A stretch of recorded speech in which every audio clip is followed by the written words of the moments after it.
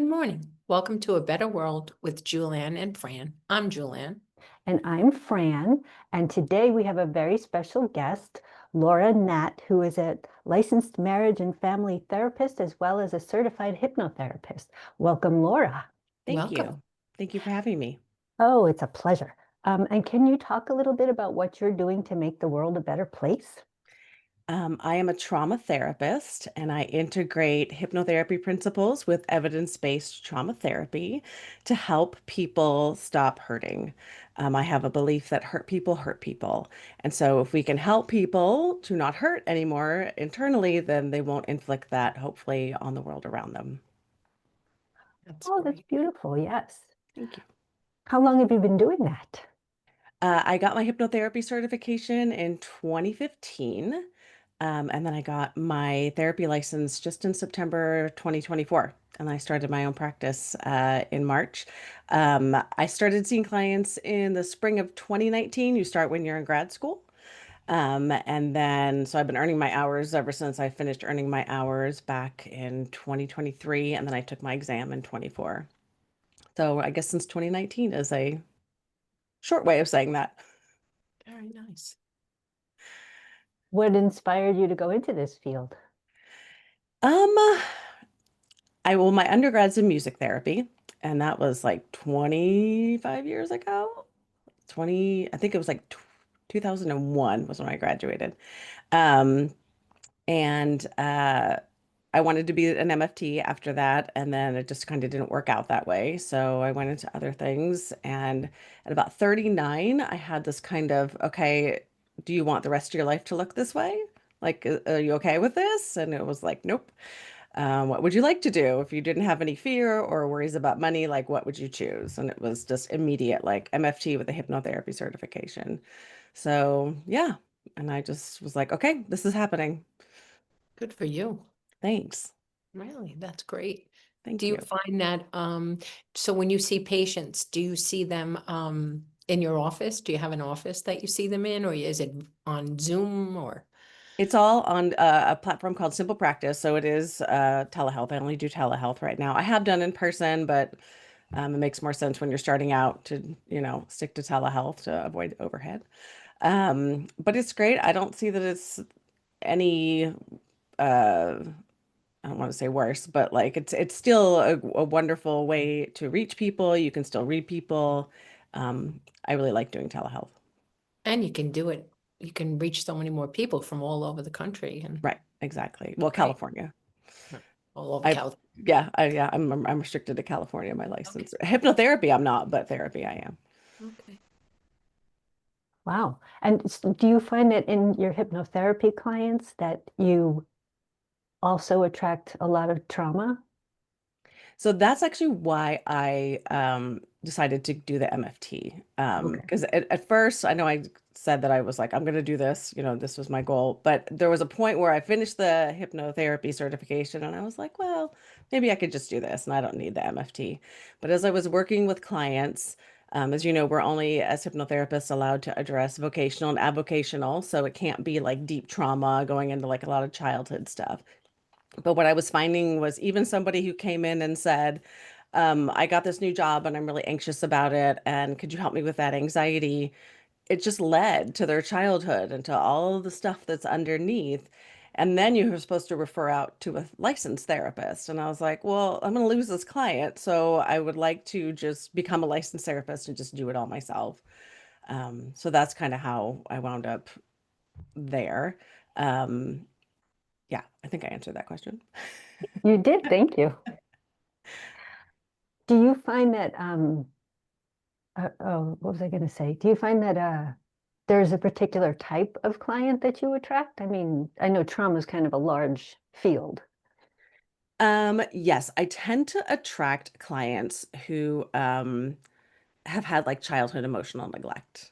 I tend to attract people who have been victims of narcissists and people with borderline personality disorder. Somehow they find me. I don't know why. I don't know how, but they find me.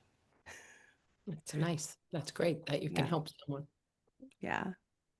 Thank you. Yeah, yes. Especially, it seems like I'm hearing narcissists a lot lately. And there seems to be a particularly evil, I don't know, like a Quality, web. Well, Mm, what did you say, Jewel? quality, evil Yeah. qualities. yep. Yep. But it seems like it's especially difficult, excuse me, the person who's in the relationship with the narcissist knows they don't like it, but has difficulty getting, there's these weird games that are played. They have difficulty getting out of the relationship. They don't just say to themselves, this is not good for me. I want to, get into a healthy relationship. And it's just really difficult. There's something about narcissists that they just know how to get their hooks into people or something. That and also narcissists are always scanning for victims. So if you are narcissist proof, then they're not going to want to be around you because you're not going to fall into their game. So if you have done your own internal work, you usually won't fall prey to them. I don't want to victim blame here because I've been a victim of a narcissist myself. Mhm. Yeah, it happens. But I've learned through my own and through working with clients and stuff, you start to see the signs, you start to understand, you start to trust that feeling inside when you're being gaslit or manipulated. And then you follow that. You don't shut it down. Yeah, I was once on a jury and it was the people versus the person who had done the horrible things to the woman because she wouldn't press any charges. And some Mhm. of the things that he had done to her, and we're sitting there going, how could she have stayed? But it must have been that kind of a situation. Yeah, they But convince you that you're the That you're crazy. problem. You're Yep, the you're the problem. problem. You misunderstood. This is your You stuff. overreact.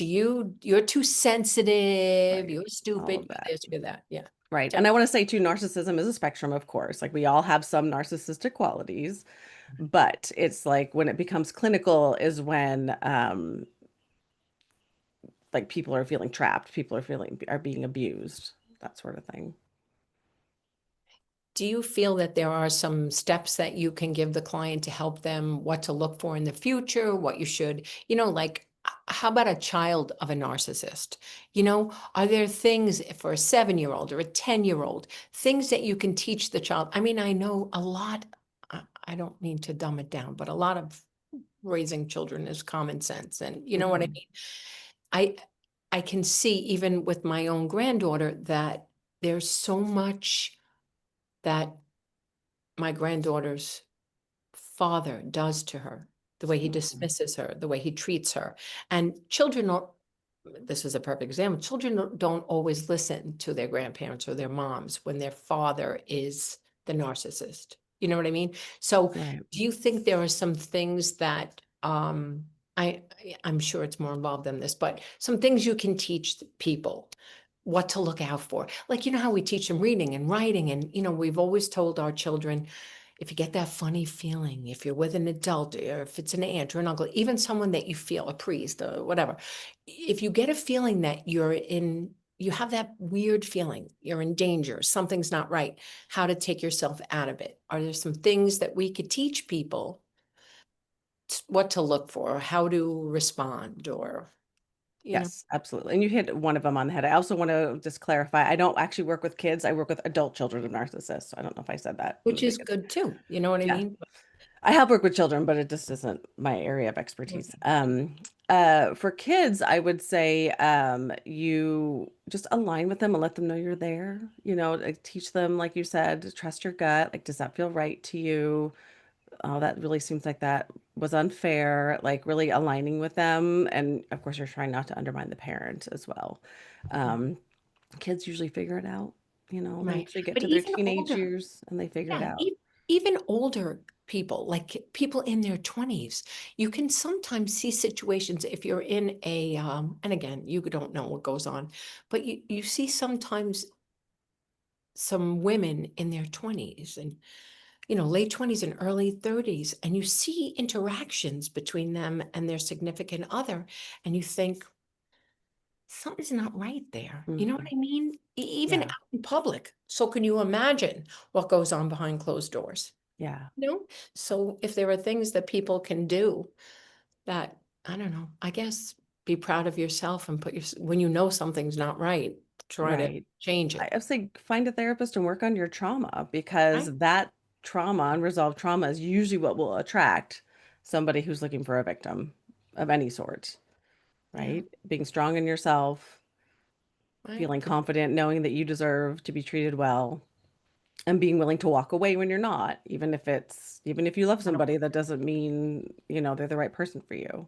Yeah. And isn't that the way in everything as Sure. women that we're in a job that, you know, stunts our growth, let's say, and we have to be able to say, hey, you know what, it's time. We're important too, you know? Right. Yeah. Well, we're socialized. Women are socialized to be giving and nurturing and doormats and, I think young women, especially, I think this upcoming generation, like maybe Gen Z and below, are a lot more locked in to like what's healthy and what's appropriate and what's not. Not always, but I do see that like I have worked in the UC system as well. I get some UC students, so I do see that they're a lot more savvy than like even some of my adult clients, like in their 40s and 50s, like the stuff that they know. The younger people is Okay. usually they're usually more locked and loaded for therapy, if that makes sense. Good. That's good to hear. Yeah. You mentioned that you had been with a narcissist. Was it supposedly or initially appearing to be a romantic relationship? Yes. Yes, it was. And were you relatively quickly able to get yourself out of it? No. But it was funny because like I had told one of my best friends, like, I'm watching myself do this and I know I shouldn't be doing this. Like I know what this is, but some part of me still wants to do it. So it was like this weird in and out thing. Um, and then finally I was able to just cut it off and be like, this is ridiculous. This isn't working. Do you think maybe sometimes we think we can change it? We say, oh, Yeah. Well, I think we're looking for whatever we didn't get in childhood. So if you grew up with, people with personality disorders, you are more likely to attract somebody with a personality disorder because you're trying to resolve that childhood trauma. That's the most unfair, and I don't know who I'm right. blaming here, but that's the most unfair aspect of it, that what's familiar to you Isn't is always what's there. attractive to you. So if you were abused growing up, or you were treated, if one of your parents was a narcissist, or you lived with a narcissist, whatever it may be, you are more likely to attract a narcissist as an adult. Right. Yeah. And some people actually even study it, like they Mm-hmm. know how to use their narcissism. Yes. And they're very dismissive too. I think that's Yes. part of it. That's one of the things that I noticed the most is that it's all about them, obviously, but they are dismissive, even to children, which I can't imagine as a mother Mm-hmm. and a grandmother, just like you said, everybody comes first. You know what I mean? Right. Your kids come first, your grandkids, your house, your husband, your everything, everything, everything until, you get to yourself. But it's very sad, and I'm glad that you're doing this because it's very noble and it is very helpful because a lot of people, I think we don't realize how many people need therapy and Yeah. someone that they can trust that can help them. Right. Exactly. Creating that safe space. Very important. Yeah, Yes, and you're healing the world one person at a time, and I'm that's trying. wonderful. You're doing a great job, I'm sure. Thanks. yeah. Um, are there ever patients that you won't see? I don't see anyone under the age of 18. And I won't see people if they already have like a personality disorder diagnosed, I'm not qualified to work with them directly. I'll usually wind up referring them out to someone who works with like DBT or some other kind of therapy that's specifically for personality disorders. I'm better with the victims. Ah, okay. Um, do you see yourself doing this for until you're ready to retire? Oh yeah. The nice thing about therapy is you don't age out. Like the older you get, the more wise you look, and so people trust you more. So, and you can work from home. So, as you get older and you don't want to commute anymore, like you can do that. So, it was a That's good. perfect midlife switch. And it's rewarding. Yeah, yeah, that's what I was meant to do. Yeah, that's Oh, great. that's a wonderful feeling when you know that you have chosen what you were supposed to be doing. Yeah, Yeah, the minute I started at HMI, I knew. And then when I went to grad school too, I was like, yep, this is where I'm supposed to be. Well, that is wonderful. Do you seem to attract an equal number of hypnotherapy people as non-hypnotherapy people, or do you do hypnotherapy with all of your patients? I integrate it. So it's sometimes it's more guided imagery than hypnotherapy. I never put myself out there as just a straight hypnotherapist. I don't even know that I could go back to doing just straight hypnotherapy. So what I'll do is I'll use like I did the guided imagery course with Cheryl O'Neill, and I use a lot of her strategies and techniques. So we'll go in and like create the safe space, and then we'll find a guide, and then we'll start talking to the parts of yourself that you're struggling with. So if like someone might say, there's a part of me that knows this is right, but there's a part of me that still wants to do it or wrong this, but this is a part of me that wants to do this anyway. So let's have those two parts have a conversation, like that sort of thing. So we'll do that while they're in like, an altered state, you know what I mean? Hypnotherapy. Yeah. Yeah. Yes. And then sometimes we will go talk to like they're having a conflict and we'll say, how old do you feel? Like, what does this remind you of? And almost always like, oh, when I was 8, my dad wouldn't let me do this or whatever. Okay, let's go talk to the 8-year-old. Like, what's up? What's going on there? What does it need? Where does it want to what does it need? We'll make like a little space for it in their special place sometimes. Like, do you want to build them a little cottage or something? And then we'll wind up by the end, like all their inner children are like living in like the same little safe space area, and they can go in and access those parts of themselves when they need to. And they learn how to tell like who they need to go talk to, or just to go in and go within and like figure out what's going on. So that's what I would like eventually, like to give them that gift, and then they don't need me anymore. Therapy is the only, profession where you're trying to get rid of your clients, right? You're trying to get them to the point where they don't need you anymore. So that's usually what I use for my individual clients. Do you do groups as well, or I do couple? couples. I work with Right. couples as well. And that one I don't integrate the hypnotherapy as much. Sometimes if someone seems really stuck and we need to, go figure out what's happening. But for them, I usually use EFT, which is And emotionally focused therapy. ah, is that does that involve the tapping, like No, emotional that's emotional freedom freedom technique. technique? Okay. Yeah, emotionally focused therapy. I know I was very confused when I first got to CSUN for my master's program. I'm like, EFT, we do tapping? No, it was created by Sue Johnson, and it's basically it's based on attachment theory. And so the idea is that you want to be securely attached to your partner. And so how do we create that? So it's a lot of deep trauma work as well, and like connecting the clients on a deep level, working through their childhood stuff together, like with your teammate right there next to you. Wow, that's Yeah. great. That's wonderful. Have you ever, I'm sorry, were you going to ask a question, Jill? No, I said it's very interesting. Okay. It certainly is very interesting. Have you ever, when you were working, and of course, without giving any confidential details, have you ever asked someone to go back to where the problem began and had them go to a previous incarnation? Not in as an MFT, because it's not like one of the science-based, Okay. things that we're allowed to, and I haven't figured out a way to Incorporated. repackage that, and um but I do miss doing past life regressions. That was fun when I used to be able to do that all the time.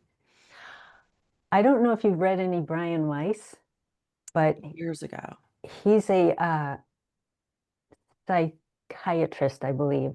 Hmm. And he didn't mean to use past life regression. He asked somebody to go back to where the problem began, and the patient went back to a previous incarnation.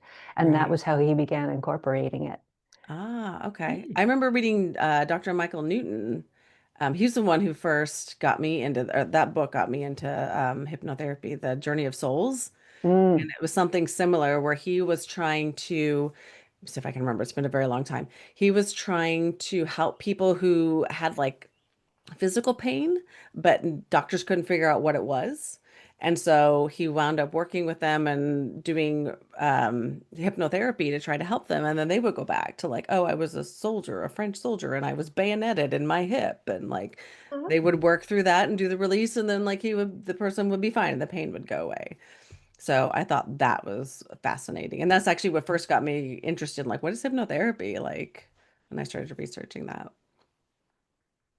Does this mean because you're a LMFT, does this mean that you can no longer, you couldn't use past life regression with someone? Not if I am, it depends. If I'm taking insurance, no, because insurance Okay. companies don't recognize that. If someone's paying me privately, we can do whatever we want within legalities, Yeah. ethical. Um, but yeah, if you're an insurance client, I have to play by their rules. right. So, Right. and I don't have, if I was going to do just straight up hypnotherapy, I'd have to create like another business and be like, oh, I also do this. So if you're my hypnotherapy client, past life client, you're coming through this door. And if you're my MFT client, you're coming through this door. Wow, that is so fascinating. And you're Yeah. able to remember all those details too. That's Right. great. You have to. They'll come after you if you don't.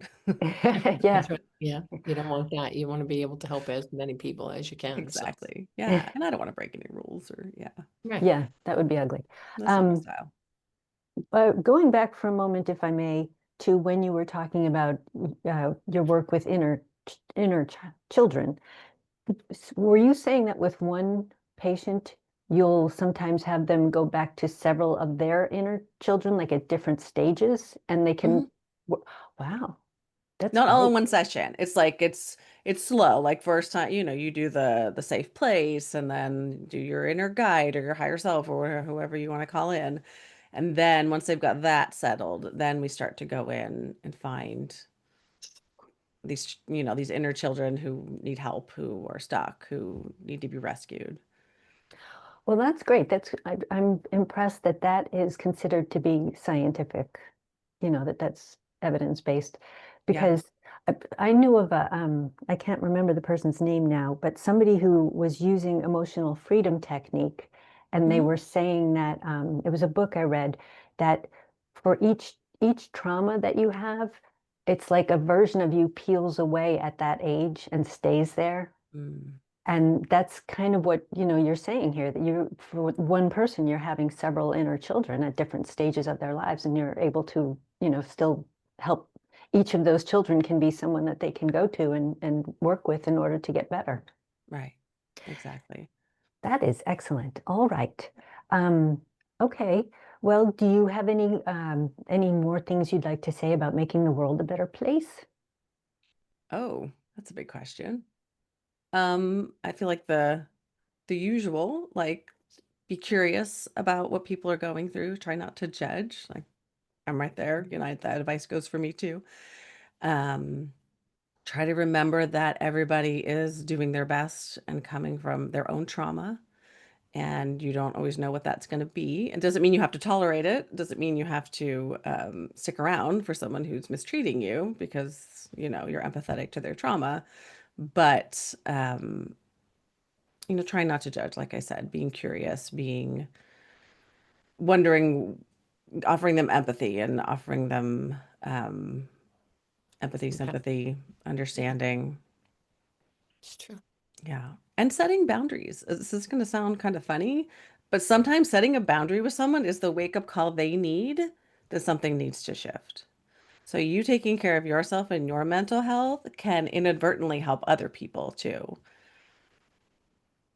Absolutely. Yeah. Yeah, true. It's that whole sort of the family systems way of looking at things that, when you make a change, it's going to have an effect on everyone you are related to, or even your friends and Right. coworkers and things like that. Yeah. Exactly. And also, I think it's important to understand that the person who uh, has experienced a trauma defines it as trauma. And somebody else might look at that person and say, and this may have been what you meant when you said don't be judgmental or don't judge.